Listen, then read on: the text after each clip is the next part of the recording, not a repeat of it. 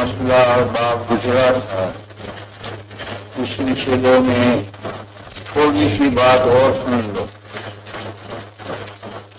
یہ جو مسئلہ اختلافی ہوا تو عورتیں مسجد میں آئیں نہ آئیں، غیر مقلدین نے کہا ضرور آئیں، مقلدین نے کہا ہرگز نہ آئیں. اس کا ایک غلط ذہن بن گیا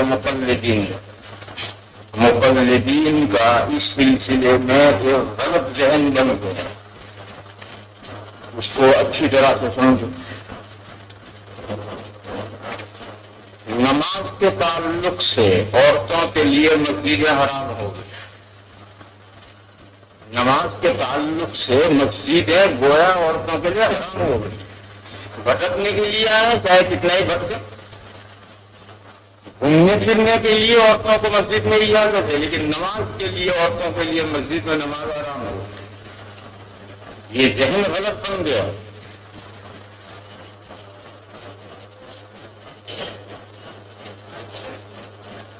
اتنا ذہن غلط بن گیا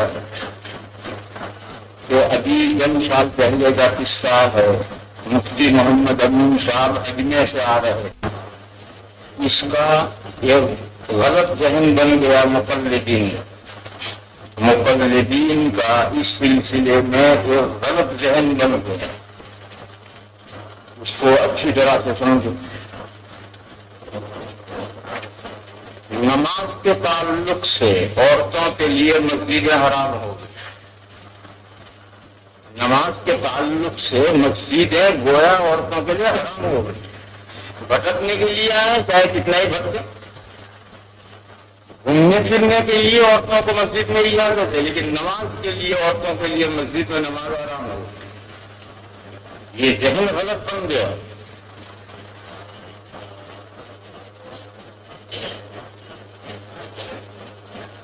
اتنا ذہن غلط بن گیا کہ ابھی چند سال پہلے کا قصہ ہے. مفتی محمد امین صاحب اجمیر سے آ رہے تھے.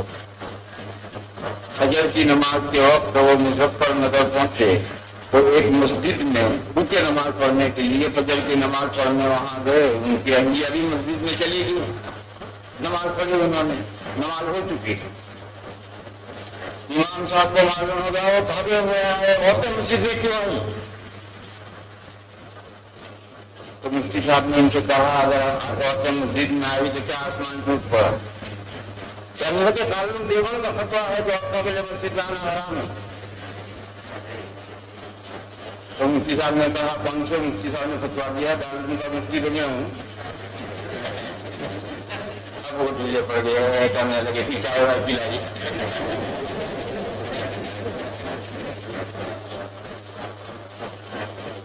نتیجہ یہ ہے کہ عورتیں مارکیٹ میں جاتی ہیں، عورتیں سفر میں نکلتی ہیں، تمام عورتیں نماز قضا کرتی ہیں. کیوں؟ کہاں پڑے؟ مسجد میں جانا تو عورتوں کے لیے حرام کرتی ہے نماز کے لیے، اور کوئی جگہ بیچاریوں کے لیے رہیں گی تو کہاں نماز پڑھیں؟ یہ ذہن غلط بن گیا.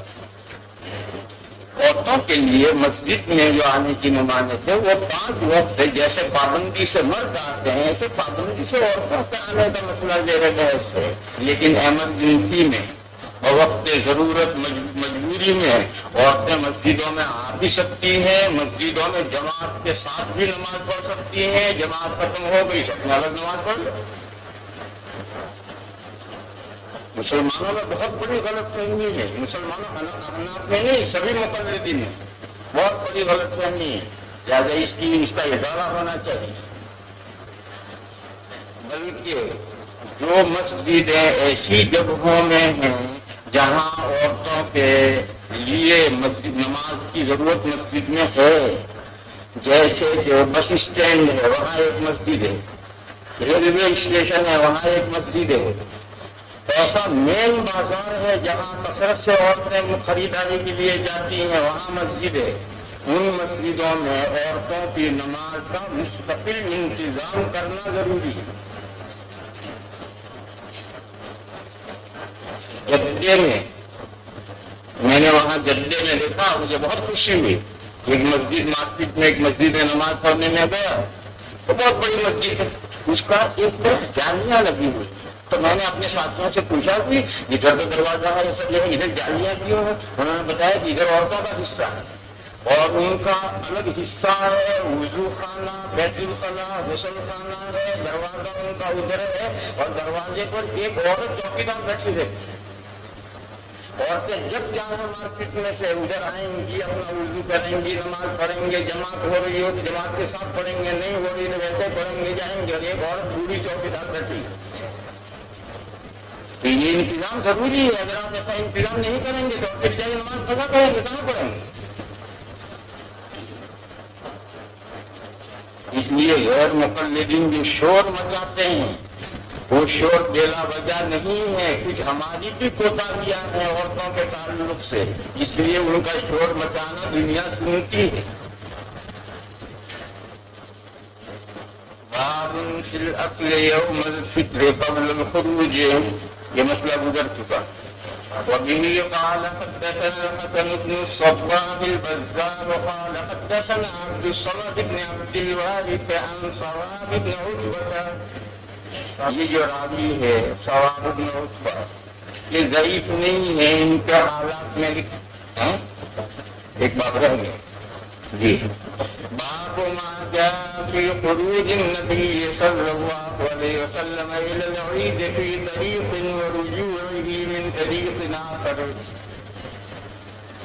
حضور اکرم صلی اللہ تعالی علیہ وسلم کا معمول یہ تھا کہ جس رات سے عید کے لیے تشریف لے جاتے تھے دوسری رات سے واپس تشریف لاتے تھے، راستہ بدل کر آتے تھے۔ سوچنے کا مسئلہ یہ ہے، دو مسئلے سوچنے کے ہیں۔ ایک یہ ہے کہ یہ سنت ہر مسلمان کے لیے ہے، تمام مسلمانوں کے لیے سنت ہے، یا عمرہ کے لیے سنت ہے۔ دوسری بات یہ ہے کہ اس طرح راستہ بدلنے میں حکمت کیا ہے؟ یہ دو مسئلے اس حدیث کے تحت میں غور کرنا۔ تمام روایات میں آپ غور کریں گے تو حضور کا یہ عمل آئے گا، تو حضور اس راستے سے جاتے تھے، راستہ بدل کر تشریف لاتے تھے، لیکن نہ تو حضور نے صحابہ کو ایسا کرنے کا حکم دیا، نہ صحابہ سے ایسا کرنا مروی ہے۔ کوئی روایت ایسی نہیں ہے کہ حضور نے صحابہ کو ایسا کرنے کا حکم دیا، اور کوئی روایت ایسی نہیں ہے کہ بغیر حکم دیے ہوئے صحابہ اس سنت پر عمل کرتے ہوں، ایسی بھی کوئی روایت۔ اس لیے خیال یہ ہے کہ یہ سنت عمرہ کے لیے، ہر ایک کے لیے سنت نہیں ہے عمرہ کی، میری رائے ہے، یہ میری رائے ہے کہ یہ سنت صرف عمرہ کے لیے ہے، ہر مسلمان کے لیے نہیں ہے۔ اگر یہ سب کے لیے سنت ہوتی تو حضور صحابہ کو بھی ایسا کرنے کا حکم دیتے، اور حکم نہ دیتے تو بھی صحابہ حضور کی سنت پر عمل کرتے تھے، تو اس کی روایت سے صراحت آتی کہ صحابہ بھی اس طرح سے راستہ بدلا کرتے تھے۔ مگر یہ دونوں باتیں مجھے کہیں روایت میں نہیں ملی، تمام روایات میں یہ ہے کہ حضور ایسا کرتے تھے۔ حاشیہ نمبر 1 میں جو حکمتیں لکھ رکھی ہیں وہ حکمتیں مبنی ہے اس پر کہ یہ حکم عام ہے۔ ان حکمتوں میں ایک حکمت یہ لکھی ہے کہ دونوں راستوں پر اپنے اعزاء کی قبروں کی زیارت کر سکیں۔ اعزاء کی قبریں یا ادھر ہوں گی یا ادھر ہوں گی، دونوں راستوں پر کہاں قبریں ہوں گی؟ یہ ہو سکتا ہے تو کسی کا ہو سکتا ہے، ہر مسلمان کا تو ہو سکتا ہے۔ بہرحال وہ مسئلہ جو پہلے میں نے آپ حضرات سے کرا تحقیق کرو کہ عید کے دن خصوصیت عید کے دن عیدگاہ جاتے یا لوگ قبرستان جانے کا کیا حکم ہے، جائز ہے، سنت ہے، مکروہ ہے، بدعت ہے، اس مسئلے کی تحقیق کرو۔ اور تحقیق کے لیے میں نے حوالے بھی بتائے تھے کہ یہاں سے تحقیق کرو۔ میرا معمول عید کے دن قبرستان جانے کا نہیں ہے، میرا معمول عید کے دن عید کے تعلق سے قبرستان جانے کا میرا معمول نہیں ہے۔ تو یہ جو حاشیہ نمبر 1 میں حکمت لکھ رکھی ہے یہ ساری اس تقدیر پر ہے، یہ حکم عام ہے، لیکن میں نے عرض کیا کہ میری رائے اس مسئلے میں یہ ہے کہ حکم عام نہیں ہے، امیر کے لیے۔ لہذا اس حکم کی حکمت ہی بدل جائے گی. حکمت دو، ایک تو یہ ہے کہ حفاظت، سیکورٹی. امیر صاحب کون سے راستے سے عیدگاہ جائیں گے پتہ ہی نہیں، عید پڑھ کر کون سے راستے سے گھر آئیں گے یہی پتہ نہیں. تو دشمن جو گھاٹ میں لگے ہوئے ہیں وہ کہاں لگے گا؟ اور امیر کا آنے جانے کا راستہ ہوتا ہی ہے، تو دشمن وہاں گھاٹ میں لگا گولی مارے گا. اور جو اس کے آنے جانے کا راستہ ہی نہیں معلوم نہیں کون سے راستے سے امیر آئے گا عیدگاہ میں، اور عید پڑھ کر معلوم نہیں کون سے راستے سے لوٹے گا. تو اس میں امیر کی حفاظت. دوسری حکمت، امیر جس راستے پر چلتا ہے شان و شوکت ظاہر ہوتی ہے، کیونکہ وہ اکیلا ٹٹو پر بیٹھ کر نہیں چلتا. امیر اکیلا ٹٹو پر بیٹھ کر نہیں چلتا، وہ شان و شوکت کے ساتھ چلتا ہے. تو شان و شوکت کا مظاہرہ بھی مقصود ہے. اسلام میں بہت سی جگہ پر شان و شوکت کا، اسلامی شان و شوکت، اپنی نہیں اسلامی شان و شوکت کا مظاہرہ بھی بہت سی جگہ پر مقصود ہے. تو یہ امیر دونوں راستوں پر جائے گا، اس کے ساتھ ایک بڑا ہنگامہ ادھر گیا اور بڑا ہنگامہ ادھر آیا، تو دونوں راستوں پر اسلامی شان و شوکت ہو. تیسری حکمت یہ ہے کہ بھیڑ نہیں ہو. اگر معلوم ہے کہ اس راستے پر جائے گا اور اس راستے پر آئے گا تو امیر کو دیکھنے والوں کو وہاں اتنی بھیڑ ہو جائے گی چلنا مشکل ہو جائے گا. جب پتہ ہی نہیں امیر کدھر سے جائے گا، امیر کدھر سے آئے گا، تو کہاں بھیڑ ہوگی. یہ حکمت ہے جس کی وجہ سے امیر کو راستہ بدلنا. باب ما جاء فی خروج النبی صلی اللہ علیہ وسلم. دیکھو باب میں خروج النبی آمنی کر رہے مسئلے. باب ما جاء في خروج النبي صلى الله عليه وسلم إلى العيد في طريق ورجوعه من طريق آخر. وبه قال حدثنا عبد الأعلى بن واصل بن عبد الأعلى الكوفي وأبو زرعة قال حدثنا محمد بن الصلت عن فليح بن سليمان. فليح آپ کے جیم نہیں یہاں ہے. عن فليح بن سليمان عن سعيد بن الحارث عن أبي هريرة قال كان رسول الله صلى الله عليه وسلم إذا خرج يوم العيد في طريق رجع في غيره. وفي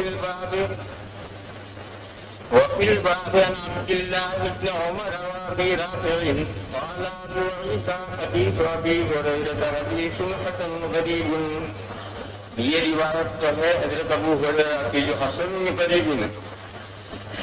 اس باب میں دوسری روایت حضرت جابر کی ہے، وہ اعلیٰ درجے کی صحیح بخاری میں. وروى ابو تمیلہ کی روایت بخاری میں. وروى ابو تمیلہ ويونس بن محمد هذا الحديث عن فليح بن سليمان عن سعيد بن الحارث عن جابر بن عبد الله. وقد استحب بعض اهل العلم للامام، للامام کی صراحت کی گئی، عام مسئلہ نہیں. وقد استحب بعض اهل العلم للامام اذا خرج في طريق ان يرجع في غيره اتباعا لهذا الحديث وهو قول الشافعي. وهو قول الشافعي کا مسئلہ ہی نہیں، عام مسئلہ ہے، اسے کیا اختلاف ہوگا؟ اس میں تو اختلاف ہو سکتا ہے کہ یہ حکم امام کے ساتھ امام ہی کے لیے ہے یا ہر مسلمان کے لیے ہے. اس میں تو دو رائے ہو سکتی ہیں، لیکن اس حضور کی سنت پر عمل کرنا چاہیے کس کو؟ جس سے یہ سنت متعلق ہے. اگر امیر ہی سے متعلق ہے تو امیر ہی کو اس عمل کرنا چاہیے. اب سب مسلمانوں سے متعلق ہے، سب مسلمانوں کو عمل کرنا چاہیے. یہ تو اختلاف ہو سکتا ہے، لیکن اس میں کوئی جائز کہے کوئی ناجائز کہے، وہو قول الشافعی ہے تو کوئی مطلب نہیں ہے. وهو قول الشافعي وحديث جابر كأنه أصح. یعنی فلیح بن سلیمان سے جو سند ابو ہریرہ پر پہنچی وہ ٹھیک نہیں، اور جو سند حضرت جابر پر پہنچی ہے وہ بخاری میں ہے اور وہ اصح ہے. باب في الأكل يوم الفطر قبل الخروج. وبه قال حدثنا حسن بن الصباح البزار قال حدثنا عبد الصمد بن عبد الوارث عن سراج بن عتبة. یہ راوی کوئی بہت اعلیٰ درجے کا نہیں، جس کے حالات میں لکھا ہے مقبول صدوق. یہ بہت تعدیل کے سب سے نیچے کے درجے ہیں، ضعیف نہیں. عن شعاب بن عتبة عن عبد الله بن بريدة عن أبيه قال كان النبي صلى الله عليه وسلم لا يخرج يوم الفطر حتى يطعم، یعنی عید الفطر میں کچھ نہ کچھ کھا کر حضور تشریف لے جاتے تھے. ولا يطعم يوم الأضحى حتى يصلي، عید الاضحیٰ میں معمول یہ تھا کہ کچھ نہیں کھاتے. یہ آج کوئی نیا معمول نہیں تھا. عرب میں چائے ناشتہ تھا ہی نہیں، فجر کے بعد کچھ کھانے پینے کا معمول ہی نہیں تھا. لہٰذا حسب معمول تشریف لے جاتے تھے اور عید کی نماز پڑھا کر تشریف لا کر کے پھر کھاتے تھے. عید سے پہلے عید الاضحیٰ کے پہلے کھانے کا کسی دن معمول نہیں. اور عید الفطر میں جو کھاتے تھے وہ خلاف معمول کھاتے. یعنی اس کی حکمت چاہیے، اس کی حکمت کی کوئی ضرورت نہیں. اسی لیے علماء نے یہ بتایا ہے کہ عید الاضحیٰ میں اگر آپ عید پڑھنے جانے سے پہلے کچھ کھا لیں تو کوئی قرار دیتے، کیونکہ حضور کا یہ عمل حسب عادت. وفي الباب عن عدي وانس قال ابو عيسى حديث بريدة بن حصيب الاسلمي حديث غريب. وقال محمد لا اعرف لشواب بن عتبة غير هذا الحديث، یعنی یہی ایک حدیث کے راوی. وقد استحب قوم من اهل العلم الا يخرج يوم الفطر حتى يطعم شيئا ويستحب له ان يفطر على تمر. عید کے دن کچھ نہ کچھ کھانا چاہیے اور کھجور کھانی چاہیے، مستحب ہے. کیوں؟ عرب میں ہر گھر میں کھجور ہوتی، ان کے لیے ایسر الموجودات کھجور ہے. پھر کھجور میٹھی ہوتی، دو فائدے. ہمارے یہاں کھجور ہے ہی نہیں کسی گھر میں، لہٰذا ہم کیا کھائیں؟ پیاز کھا لو.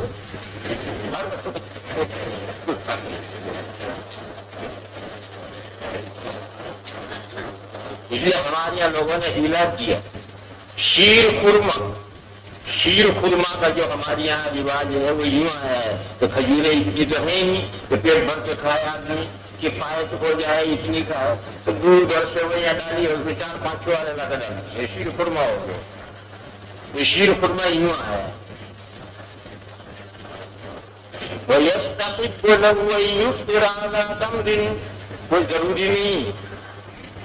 ہمارے یہاں چائے ہوتی، چائے پی لو، پانی ہے پانی پی لو، پان ہے پان کھا لو. ويستحب له أن يفطر على تمر ولا يطعم يوم الأضحى حتى يرجع. وبه قال حدثنا قتيبة قال حدثنا بشيبة محمد بن إسحاق عن حفص بن عبيد الله بن أنس عن أنس بن مالك أن النبي صلى الله عليه وسلم كان يفطر على تمرات يوم الفطر قبل أن يخرج إلى المصلى. وحديث غريب جدا على درجة صحيح. هذا قال أبو عيسى هذا حديث حسن صحيح غريب. أبواب السفر باب التقصير في السفر.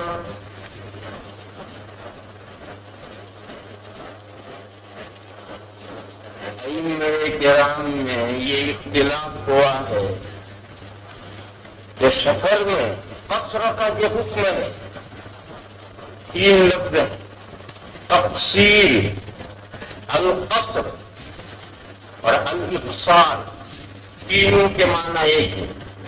زیادہ تر جو لفظ استعمال ہوتا ہے اور قصر جو لفظ ہے وہ قصر ہے.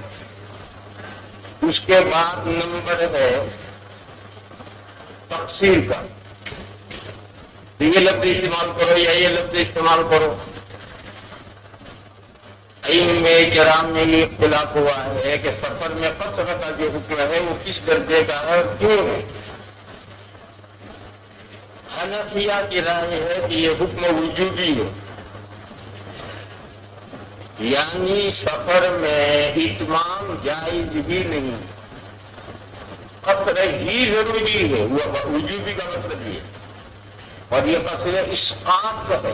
اسقاط مانے ثابت کرتے ہیں. یہ قصر اسقاط ہے، یعنی رباعی نماز میں سے 2 رکعتیں ختم کر دی گئی. مسافر پر 2 بھی فرض ہے، 4 رکعتیں فرض ہی نہیں. بس فجر کی کوئی 4 پڑھ لے جائز پڑے گی.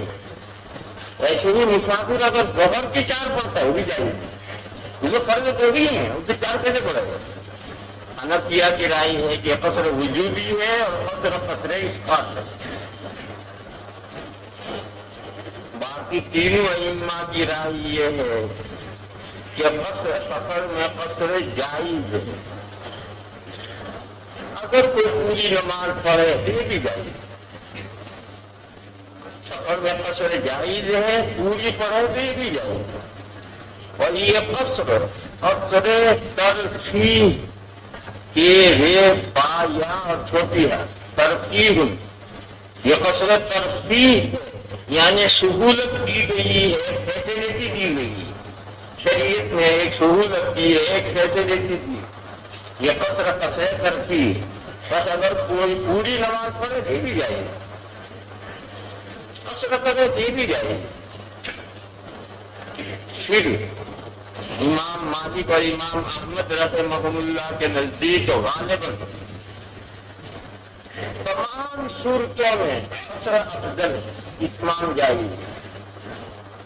اور حضرت امام شافعی علیہ الرحمہ کے یہاں 5 صورتوں میں قصر افضل ہے اور 5 صورتوں میں اتمام افضل ہے.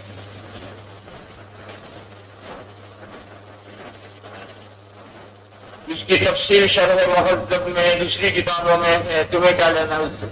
ایماناً اتنا جاننا ہے کہ حضرت امام شافعی علیہ الرحمہ کے 5 صورتوں میں قصر افضل ہے اور بعض میں اتمام افضل ہے. اور امام مالک اور امام احمد کے یہاں غالباً تمام صورتوں میں قصر افضل ہے، اتمام جائز ہے. تیسرا مسئلہ اختلافی یہ ہوا ہے کہ یہ جو قصر کی رخصت ہے یہ مطلقاً ہر سفر میں ہے یا سفر مباح میں. حنفیہ کہتے ہیں ہر سفر میں، چاہے وہ سفر مباح ہو چاہے سفر معصیت ہو، ہر سفر میں قصر کا حکم. باقی 3 ائمہ کہتے ہیں کہ نہیں، سفر مباح میں ہے. اگر کسی ناجائز کام کے لیے سفر کر رہا ہے تو وہ قصر نہیں کر سکتا، اس کے لیے قصر جائز ہے.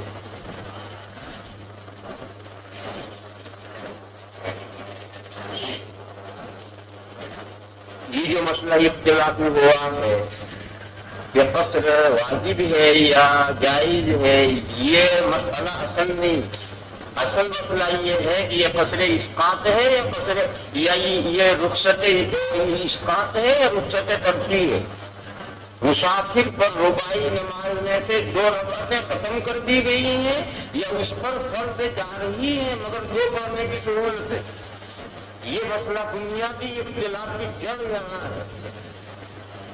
جب ان 2 باتوں میں سے ایک بات طے ہو رہی تو پھر قصر واجب ہے یا جائز ہے یا خود بخود اس پر متفرع ہوگا.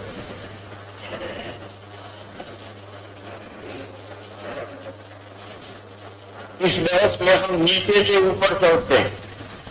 احادیث شریفہ میں حضور اکرم صلی اللہ تعالی علیہ وسلم سے پوری زندگی میں کبھی سفر میں اتمام کرنا، نماز پوری پڑھنا مروی نہیں. حضور کے بعد خلفائے راشدین حج کرانے کے لیے تشریف لے جاتے تھے تو کسی خلیفہ سے سفر میں پوری نماز پڑھنا مروی نہیں. 1 لاکھ سے زیادہ صحابہ تھے، کسی صحابی سے کسی سفر میں پوری نماز پڑھنا مروی نہیں. صرف 2 صحابہ سے پوری نماز پڑھنا مروی ہے. ایک حضرت عثمان رضی اللہ تعالی عنہ سے اور ایک حضرت عائشہ صدیقہ رضی اللہ تعالی عنہ سے. حضرت عثمان جب خلیفہ ہوئے تو ان کی خلافت 12 سال ہے. حضرت عثمان کی خلافت 12 سال ہے.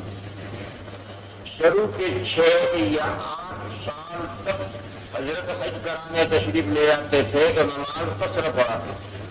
مینا میں عرفات میں نماز قصر پڑھاتے. 6 سال کے بعد یا 8 سال کے بعد حضرت کی خلافت کا جو آخری دور ہے اس دور میں حضرت نے مکہ میں حج کے موقع پر نمازیں پوری پڑھانی شروع کی. اسی طریقے پر حضرت عائشہ صدیقہ جب حج کے لیے یا عمرے کے لیے تشریف لے جاتی تھی تو ہمیشہ پوری نماز پڑھتی تھی. بس یہ 2 صحابہ سے یہ مطلب. جب انہوں نے دونوں نے یہ نیا عمل شروع کیا تو چاروں طرف سے سوالات ہوئے کہ یہ کیا؟ انہوں نے دونوں نے اپنے عمل کی توجیہ. حضرت عثمان کے سامنے اعتراض آیا تو انہوں نے تو یہ جواب دیا کہ میں پہلے مدینہ منورہ سے سیدھا مکہ حج کے لیے آیا کرتا، اس لیے مسافر ہوتا. اب میں نے مکہ مکرمہ سے 20 میل پر بھکا ریڑھی میں شادی کر دی. ایک گاؤں ہے وہاں بھکا ریڑھی، وہاں میں نے شادی کر دی اور وہ بیوی صاحبہ اسی گاؤں میں رہتی ہے، اسے مدینہ نہیں لے گئے. تو حضرت نے فرمایا کہ جب میں حج کے لیے آتا ہوں تو مدینہ پہلے اپنے اس گاؤں میں چلا آتا ہوں اپنی بیوی کے پاس، اور ایک مہینہ اس بیوی کے پاس ہے. اگر وہاں سے حج کے لیے آتا ہوں تو وہاں سے تو یہاں 20 میل ہے، مسافر ہوا ہی نہیں. یہ فرمایا مسافر ہوتا ہی نہیں، اس لیے نماز نہیں دکھا رہا. یہ نہایت معقول توجیہ. حضرت صدیقہ سے یہ بات فرمائی گئی، پوچھی گئی کہ آپ پوری نماز سفر میں کیوں پڑھتے ہیں؟ تو انہوں نے یہ جواب دیا کہ میرے حق میں دنیا میں کہیں جاؤں سفر متحقق ہی نہیں، اس لیے کہ میں تمام مومنین کی ماں ہوں، اور ماں اپنے بیٹے کے گھر کا مسافر ہوتی ہے. ماں اپنے بیٹے کے گھر جائے گی تو کہاں مسافر ہوتی ہے؟ لہٰذا ساری دنیا میں جہاں بھی مسلمان ہیں میرے بیٹے ہیں، میں ان سب کی ماں ہوں، اور ماں بیٹوں کے اندر مسافر نہیں ہوتی، اس لیے میرے آپ میں سفر کا تحفظ نہیں ہوتا. یہ توجیہ کیسی ہے یہ الگ مسئلہ ہے. باقی انہوں نے اپنے عمل کی یہ تعبیر یہ نہیں کہا کہ سفر میں اتمام بھی جائے. وہ سیدھا سا یہ جواب دے سکتے کہ سفر میں قصر بھی جائے گی، اتمام بھی جائے گی. نہیں، یہ جواب نہیں کیا. انہوں نے اپنے عمل کی یہ توجیہ کی. یہ توجیہ صحیح ہے نہیں ہے وہ الگ مسئلہ ہے. باقی انہوں نے اپنے عمل کی تعبیر. یہاں مسئلہ سمجھو. ایک عورت دیوبند میں رہتی ہے، اس کا بیٹا بامبے میں رہتا ہے.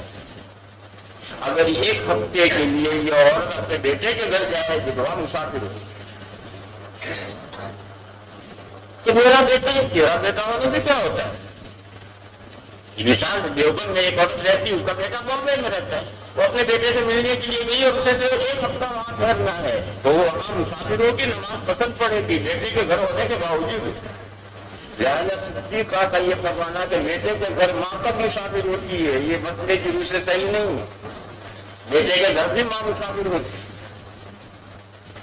دوسری بات، ازواج مطہرات جو مومنین کی مائیں تو یہ تمام احکام میں مائیں نہیں، تمام احکام میں مائیں نہیں ہے، صرف 2 مسئلوں میں مائیں. ایک حرمت نکاح، جیسے ماں سے نکاح حرام ہے، ازواج مطہرات بھی مومنین کی مائیں ہیں، ان سے نکاح حرام ہے. اور ایک تعظیم و احترام اور خدمت، جیسے ماں کی تعظیم احترام اور خدمت ضروری ہے اولاد پر، امہات المومنین کی بھی تعظیم احترام اور خدمت مومنین پر ضروری ہے. اور صرف ان 2 مسئلوں میں وہ مائیں ہیں، باقی مسائل میں وہ مائیں نہیں. مثلا حجاب پردے کا حکم، پردے کے حکم میں وہ مائیں نہیں. چنانچہ تمام ازواج مطہرات مومنین کا ہمیشہ پردہ کرتے، بلکہ قرآن کریم میں یہ حکم صراحتاً ہے کہ حضور کے گھر میں سے کوئی چیز مانگو تو پردے کے پیچھے سے مانگو. وَإِنْ سَأَلْتُمُوهُنَّ فَاسْأَلُوهُنَّ مِنْ وَرَاءِ حِجَابٍ. اور اسی وجہ سے ازواج مطہرات مومنین کی تو مائیں ہیں، مومنات کی مائیں نہیں. مومنین کی تو مائیں ہیں، مومنات کی مائیں نہیں. جو حضرت عائشہ کی خاص شاگردہ، انہوں نے ایک مرتبہ حضرت عائشہ کو پکارا یا اماں کہہ کر، تو حضرت عائشہ نے ٹوکا اور یہ کہا میں تیری ماں نہیں ہوں، میں تو مومنین مردوں کی ماں. حضرت عائشہ نے اس کو ٹوکا کہ میں تیری ماں نہیں ہوں، میں تو مومنین مردوں کی ماں. کیونکہ نکاح کی حرمت کا تعلق مردوں کے ساتھ عورتوں کا تھوڑی ہے. معلوم ہوا کہ وہ جو تعظیم ہے احترام ہے وہ بھی نمبر 2 ہے. ٹھیک ہے، تعظیم و احترام کے تعلق سے تو مومنین اور مومنات یکساں ہے، اس لیے حضرت عائشہ کی ٹوکنے سے معلوم ہوا کہ اصل جو مدار ہے وہ حرمت نکاح ہے، کہ جیسے ماں سے نکاح حرام ہے ایسے ازواج مطہرہ سے نکاح حرام ہے۔ تو جب اسی ایک مسئلے میں حرمت نکاح میں وہ ماں بیٹے ہیں تو بقیہ تمام احکام میں تو نہیں، لہٰذا حضرت صدیقہ کا یہ فرمانا کہ میں کہیں مسافر ہوتی ہی نہیں ہوں، یہ استدلال حضرت صدیقہ کا صحیح نہیں ہے۔ بہرحال وہ صحیح ہے یا نہیں وہ مسئلہ گزر گیا، اور اب آئندہ پھر وہ مسئلہ پیش آنا بھی نہیں۔ ہمیں تو صرف یہ کہنا ہے کہ حضرت عائشہ نے اپنے اتمام کی وجہ یہ نہیں بیان کی کہ سفر میں اتمام جائز ہے، بلکہ وجہ بیان کی کہ میں مسافر ہی نہیں ہوتی۔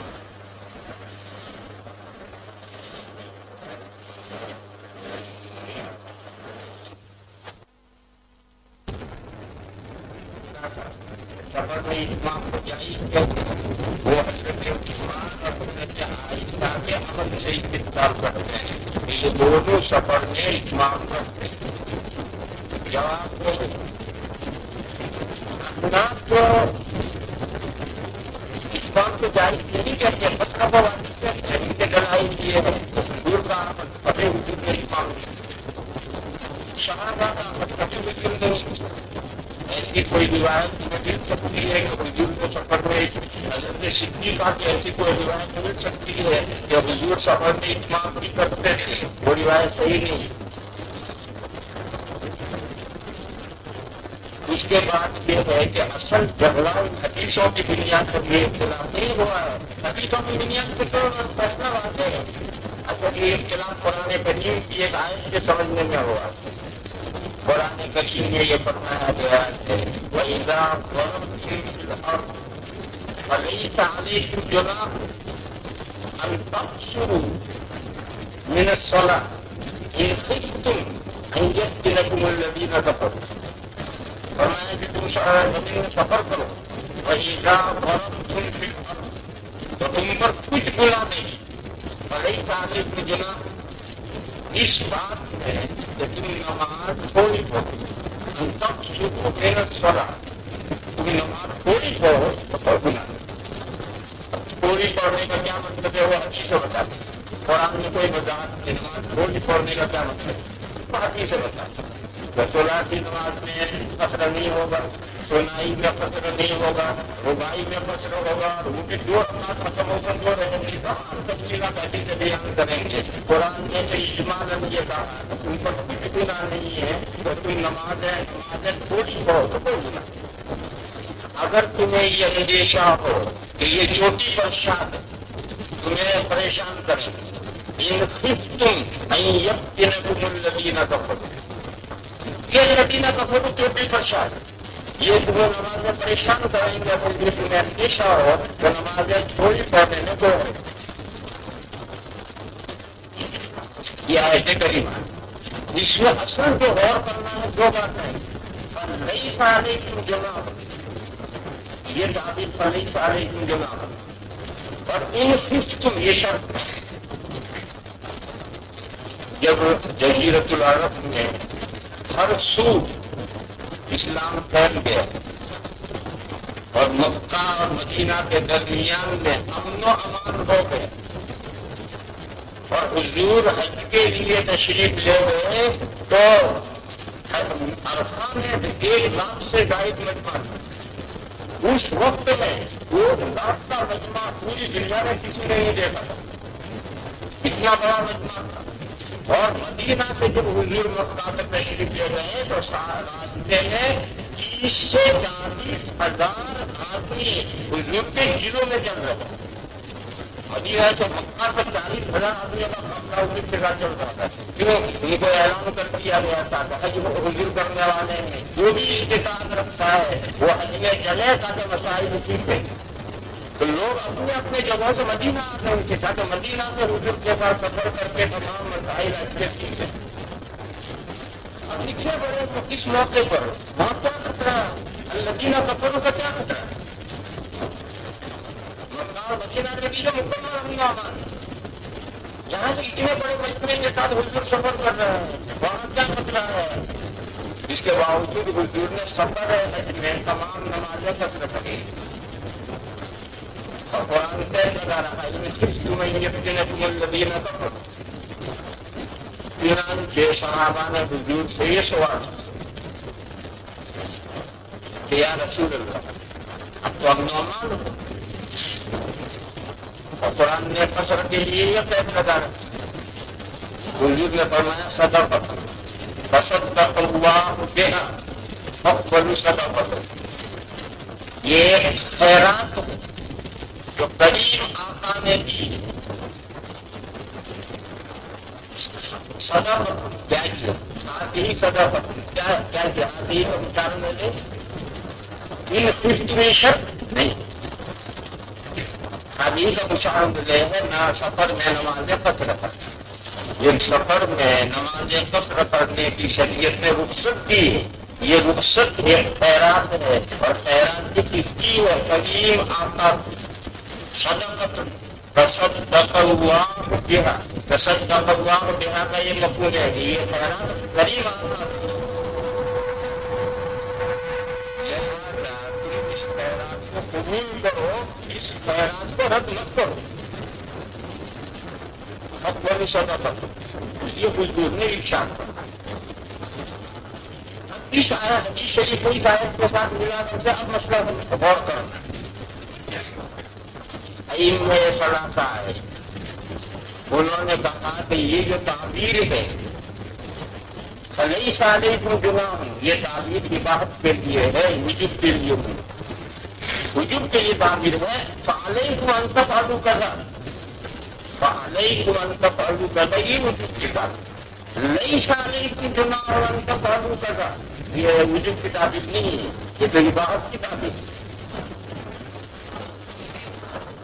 اور حضور کا یہ ارشاد فرمانا کہ یہ کریم آقا کی یہ خیرات ہے تمہیں چاہیے کہ اسے قبول کرو بولو صدقۃ اس میں بھی اشارہ ہے کہ اس خیرات کا قبول کرنا ضروری نہیں پہلے یہ سمجھ لو حضور کا جو سوال ہوا کہ اب اپنا امان ہو گیا ان خفتم کی قید آیت میں موجود ہے پھر ہم قصر کیسے کرتے ہیں حضور کے جواب کا حاصل یہ ہے کہ یہ قید اللہ نے لگائی تھی لیکن بعد میں اس قید سے وہ نظر انداز کرتے اور اس قید کے بغیر بھی یعنی امن و امان میں بھی قصر کی رخصت باقی رکھی ہے یعنی ابتداءً چاہے یہ قید لگی ہو اعتراضی لیکن بعد میں اللہ تعالیٰ نے یہ قید اٹھا دی ایسے ہی نظیر ایک آدمی نے کہا مجھے قلم دے دو ذرا لکھنا ہے ہم نے کہا دیکھو گھنٹہ بھر واپس کرنا پڑے گا گھنٹہ واپس کرنا گھنٹہ بھر میں ذہن بدل گیا جب وہ واپس دینے آئے ہم نے کہا چل رکھ لیں تو پہلے سے ہم نے قید لگا دی تو گھنٹہ بھر میں واپس کرنا پڑے گا پہلے ہفتے لی تھی تو پھر ہم نے اس کو دیکھا کہ یہ بڑا ذہین طالب علم ہے اچھا لکھنے والا پڑھنے لکھنے والا ہے کہ بیچارے کے پاس غریب ہو اس کو قلم نہیں تو ہم نے کہا ایسے ہی قید جب لگی خوش ہوتے اعتراضی تھی لیکن اللہ نے بعد میں کرم فرمایا وہ کریم آقا ہے اس نے کرم فرمایا اور بغیر اس قید کے کی رخصت قصر کو باقی تھی یہ اس سوال کا جواب ہوتا لیکن ہم اب دوسرے مسئلے میں غور کر رہے ہیں کہ نہیں سارے گناہ اور یہ تعبیر کی عبادت کے لیے اور کوئی خیرات دے ہدیہ دے خیرات دے تو کیا ہدیے کا قبول کرنا واجب ہے خیرات کا قبول کرنا غریب کے لیے واجب ہے تو جی چاہے ہدیہ قبول کرے چاہے نہ کرے چاہے خیرات قبول کرے چاہے نہ کرے تو بہت بڑا آدمی ہے بہت بڑا آدمی جب بھی وجود نہیں کوئی بہت بڑا آدمی ہدیہ دے تو اولا یہ ہے کہ بڑے آدمی کی چیز رد نہیں کی یعنی کہ شرم واجب تو نہیں اس کا ہدیہ قبول کرے لہٰذا خود اس میں صدقۃ میں اور خود صدقۃ میں اشارہ ہے کہ یہ شرعی حکم واجب نہیں ہے یہ خیرات کے اور صدقے کے درجے کی چیز ہے ہم کو اسے قبول کرنا چاہیے اسی لیے امام مالک اور امام احمد یہ کہتے ہیں کہ تمام صدقوں میں قصر افضل ہے بہرحال ان بزرگوں کے غور کرنے کا طریقہ یہ یعنی صحابہ حضرت عثمان اور حضرت عائشہ کے عمل کی بنیاد پر انہوں نے مسئلہ طے نہیں کیا انہوں نے قرآن کریم میں اور اس حدیث کو ملا کر کے جو مسئلہ سمجھا ہے حنفیہ کہتے ہیں کہ یہ آپ نے جو کہا فلیس علیکم جناح، یہ وجوب کی تعبیر نہیں ہے، لزوم کی تعبیر نہیں ہے، یہ اباحت کی تعبیر ہے، یہ صحیح نہیں۔ قرآن کریم میں ایسی ہی تعبیر ایک اور جگہ آئی ہے، ان الصفا والمروۃ من شعائر اللہ فمن حج البیت او اعتمر فلا جناح علیہ ان یطوف بہ۔ کے ائمہ ثلاثہ یہ کہتے ہیں کہ حج میں اور عمرے میں سعی رکن ہے اور فرض ہے۔ حنفیہ تو واجب کہتے ہیں، وہ واجب سے بھی آگے ہیں، وہ کہتے ہیں حج میں اور عمرے میں سعی رکن ہے اور فرض ہے۔ سب کے تعبیر یہ ہے فلا جناح علیہ ان یطوف بہ۔ یہ تعبیر اباحت کے لیے نہیں ہے، تو یہ تعبیر اباحت کے لیے کیوں ہو گئی؟